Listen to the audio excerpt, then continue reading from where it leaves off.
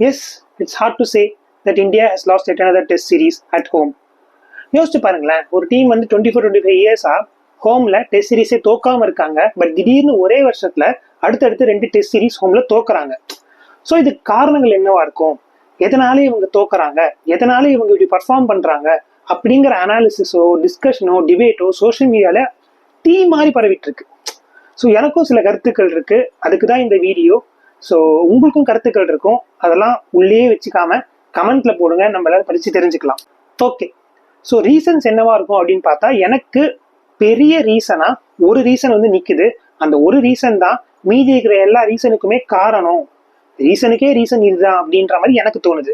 England test series, England series போறோம்ல, அந்த test சீரீஸ்க்கு முன்னாடி ரோஹித் சர்மா, விராட் கோலி, அஸ்வின் 3 பேரும் ரிட்டையர் ஆறாங்க. ஸோ டெஸ்ட்லேருந்து அவங்க ரிட்டையர் ஆனதுனால அந்த இடத்துல ஒரு வேக்யூம் கிரியேட் ஆகுது. அப்போ நீங்க உங்க ஸ்குவாடை புதுசா பில்ட் பண்ணணும். இவங்க 3 பேர் இல்லாம அப்போ நீங்க என்ன அப்ரோச் எடுக்கிறீங்க அப்படின்னு பாத்தீங்கன்னா, நாங்க யங்ஸ்டர்ஸை வச்சு போக போறோம், we are looking towards the future அப்படின்ற மாதிரி, விச் இஸ் ரியலி குட். சம விஷயம். எல்லாருக்குமே அது வந்து பாரு, 2007 அப்புறம் தோனி ஒரு அப்ரோச் எடுத்தாரு, 2011 வேர்ல்ட் கப் வின் பண்ணிட்டோம். அதே மாதிரி இவங்களும் ஏதோ ஒரு அப்ரோச் எடுக்கிறாங்க. கௌதம் கம்பீர் வந்து சிறப்பா தரமான ஒரு சம்பவத்தை பண்ணுவாரு அப்படின்னு எதிர்பார்த்தாங்க. பட் அங்கதான் ஒரு பெரிய பிரச்சனை வந்து நிக்குது. நீங்க உங்க டெஸ்ட் ஸ்குவாடை செலக்ட் பண்ணும்போது டொமஸ்டிக்ல டெஸ்ட்ல நல்லா பர்ஃபார்ம் பண்ண பிளேயர்ஸை கொண்டு வந்து நீங்க ஆட வச்சு க்ரூம் பண்ணி அவங்கள பில்ட் பண்ணீங்கன்னா உங்க டெஸ்ட் சைடு ஸ்ட்ரென்தன் ஆகும். பட் நீங்க ஐபிஎல்ல பர்ஃபார்ம் பண்ண பிளேயர்ஸை கொண்டு வந்து டெஸ்ட்ல ஆட வச்சிங்கன்னா அவங்களால எப்படி அங்க பர்ஃபார்ம் பண்ண முடியும்? அவங்க T20 செட்டப்ல ஆடினவங்க, T20 செட்டப்ல ஒரு சீசன்ல நல்லா பர்ஃபார்ம் பண்ணுவாங்க. அவங்கள நீங்க T20ல எடுக்காம ஓடிஐலையும் டெஸ்ட்லையும் எடுத்து அவங்கள அங்க ஆட வச்சிங்கன்னா அவங்களால எப்படி அதை ஆட முடியும்? ஸோ இதுக்கு ஒரு பிரைம் எக்ஸாம்பிளா நான் நிதிஷ்குமார் ரெட்டியே சொல்றேன். நிதிஷ்குமார் ரெட்டி T20ல, அதாவது ஐபிஎல்ல சன்ரைசர்ஸ்ல ஒரு சீசன்ல சூப்பரா பர்ஃபார்ம் பண்ணாரு. அதனால அவருக்கு டீம்ல ஒரு கால் கிடைக்குது. ஆனா அவரை நீங்க ஆல்ரவுண்டர்னு டேர்ம் பண்ணி மொத்தமாவே ஒரு டெஸ்ட் மேட்ச் ஃபுல்லா ஒரு 10 ஓவர் மட்டும் தான் கொடுக்குறீங்க. மேக்ஸிமம் 10 ஓவர்னு வச்சுக்கோங்களேன். அது மட்டும் இல்லாம பேட்டிங்கும் அவர் வந்து 7th இல்ல 8th பொசிஷன்ல தான் வராரு. ஸோ ஒரு ரோல் என்ன அப்படிங்கிறது கிளியரா அங்க டிஃபைன்டா இல்லை. நான் அவருக்கு மட்டும் சொல்ல, நிறைய பிளேயர்ஸ்க்கு அங்கே இல்லை. அதுக்கு வந்து எக்ஸாம்பிள்ஸ்னு எடுத்தோம்னா யோசிச்சு பாருங்க, வாஷிங்டன் சுந்தர் இந்த சவுத் ஆப்பிரிக்கன் டெஸ்ட் சீரீஸ்ல ஃபர்ஸ்ட் டெஸ்ட் மேட்ச்ல 1 டவுன்ல வந்து ஆடினாரு, சூப்பரா பேட்டிங் ஆடினாரு. ஓகே, கோலி இல்ல, கில்லுக்கும் இன்ஜூர்டு, ஸோ இவர் வந்து நல்லா ஆடுறாரு அப்படிங்கிற மாதிரி ஃபேன்ஸ்க்கு ஒரு ஒரு விஷன் இருந்துச்சு. பட் உடனே செகண்ட் டெஸ்ட்ல அவரை வந்து நீங்க 5 டவுன் இல்லை 6 டவுன் கொண்டு வரீங்க. 1 டவுன்ல சாய் சுதர்ஷன் வந்து ஆடிட்டு இருக்காரு. ஸோ அவருக்கே அது டிஃபைன்டா இல்லை. என்ன நம்ம போன மேட்ச் தானே நல்லா ஆடணும், நம்மளுக்கு இங்க ஆட வைக்கிறாங்க அங்க ஆட வைக்காம அப்படின்ற மாதிரி அவருக்கே மேபி கன்ஃபியூஷன் ஆயிருக்கலாம். அவருக்கு மட்டும் இல்லை, அக்ஷர் பட்டேல் எடுத்துக்கோங்களேன். அக்ஷர் பட்டேல் ஃபர்ஸ்ட் டெஸ்ட் நல்லா ஆடினாரு, பட் செகண்ட் டெஸ்ட்ல அவர் பிளேயிங்ல வந்து இல்லை. என்னடா நான் நல்லா தானே ஆடினேன், நான் பிளேயிங்ல வந்து இல்லை அப்படின்னு மேபி அவர் கூட யோசிச்சிருக்கலாம்.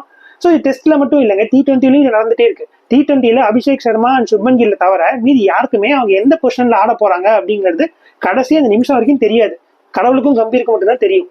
யோசிச்சு பாருங்க, Surya 1 down, Tilak Varma 2 down, Sanju Samson 3 down அப்படின்ற மாதிரி டிஃபைன்டா இருந்துச்சுன்னா அவங்களுக்கு ஒரு கான்ஃபிடன்ஸ் இருக்கும். ஓகே, நம்ம இந்த பொசிஷன் தான், நம்ம போய் இந்த ரோல்ல இதை நம்ம பண்ணிட்டு வந்துடலாம் அப்படின்ற மாதிரி. பட் திடீர்னு 1 டவுன் சஞ்சு வராரு, திடீர்னு 1 டவுன் வந்து சிவம் துபே வராரு, திடீர்னு 1 டவுன் அஷித் ராணாவை கூட நீங்க கொண்டு வருவீங்க. ஸோ இந்த மாதிரி நீங்க வந்து உங்க பிளேயர்ஸை அவங்க பொசிஷன்ஸை ஷஃபில் பண்ணிட்டே இருந்தீங்கன்னா எப்படி அவங்களுக்கு கான்ஃபிடன்ஸ் பில்ட் ஆகும்? எப்படி அவங்களால ஓகே நம்ம வந்து இந்த மேட்ச் இந்த பொசிஷன்ல சூப்பரா ஆனோம்னா எல்லா மேட்சும் நம்ம இதே பொசிஷன்ல இருப்போம் அப்படிங்கிறது எப்படி அவங்களுக்கு தோணும்? தோணாது. T20 சைட்ல அபிஷேக் சர்மா தான் சூப்பரா ஆடிட்டு இருக்காரு. ஏன்னா அவருக்கு தெரியும் நம்ம வந்து ஓப்பனிங் தான் வரப்போறோம், நம்மளோட ஸ்ட்ரைக் ரேட் 200+ இருக்கணும், ஒரு சூப்பரான ஸ்டார்ட்டை இந்தியன் டீமுக்கு நம்ம தரணும்.